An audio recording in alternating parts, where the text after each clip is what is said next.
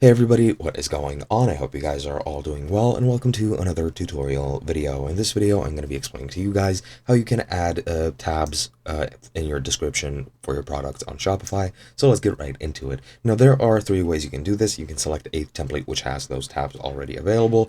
You can use an app which allows you to make them in your product descriptions, and you can also code it in yourself if your theme does not support it or if it does not have it naturally.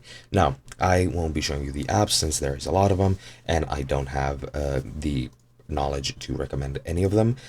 You can use, as I mentioned, your themes. If I go into the online store, you have a wide selection of themes. However, most of them are paid, and they are, well, pretty pricey in most cases. They can go upwards of $500 per theme, but I'm just using the default Dawn theme, and I'm going to show you guys how you can add the descriptions via code. Now, what you need to do is click on the three dots and click Edit Code, and you're going to be adding three pieces of code. Now, the first thing you're going to want to do is you're going to want to navigate to your sections folder, and then go to product.liquid or main product.liquid. You're going to add this code over here.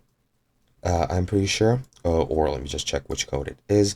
I found this on the internet. So yeah, you can use text JavaScript, just add this code to your product liquid template, and it should be perfectly useful. It's this code right over here, so just add it wherever you can on your liquid. And once you add that, then you're going to need to go to your assets folder, and you're going to need to either find or create your styles.css file. I didn't have it, so I created it, but as you can see, styles.css is over here. I've just created it and added this CSS code to format the descriptions and what they look like.